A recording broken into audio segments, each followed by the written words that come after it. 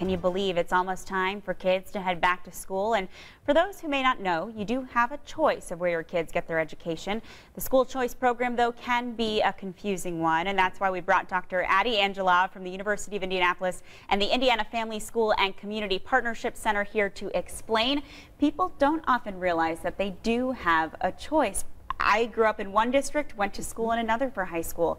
The choice is yours. Yes, yeah, we've seen a lot of changes around the educational landscape in Indianapolis, and one of the things that's a huge opportunity for families, but there are a lot of challenges with that. You're bombarded with a lot of information, flyers, brochures.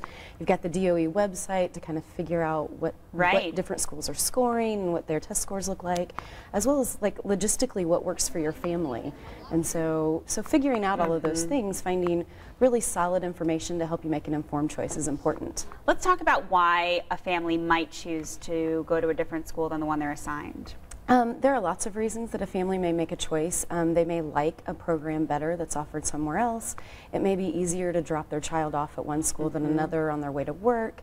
They may have children that go, for the first time we're seeing families send their kids to different schools, even with one family, based on the needs of one child. So figuring all those things out, there are lots of little details that are involved, but you have tons of options now. So the landscape is amazing.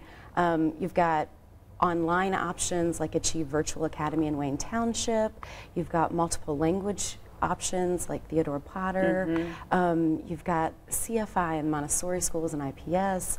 The amazing work of the Excel Centers for people who have dropped out of school, as well as Hope Academy for people who are navigating addiction and things like that. So we're seeing lots of really cool options emerge for families. So if a family comes to you and says, hey, we're interested in this, but we don't know where to start, what do you tell parents? You know, my husband and I just recently shopped for preschool for our daughter, and so we took a lot of things into account. So, you know, how much money we were able to spend, what other things we wanted to do with our resources. So, you know, and what were some of the different things that schools offered that we were appreciative of, and, you know, as well as accreditation, how well they were scoring. Diversity was a big issue for us as well. So there are lots of things that families can take into account. And quickly, before we let you go, there are some state laws regarding this that parents need to know about.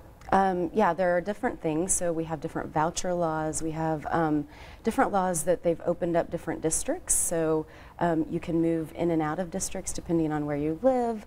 In some cases, we have magnet programs that you can apply for.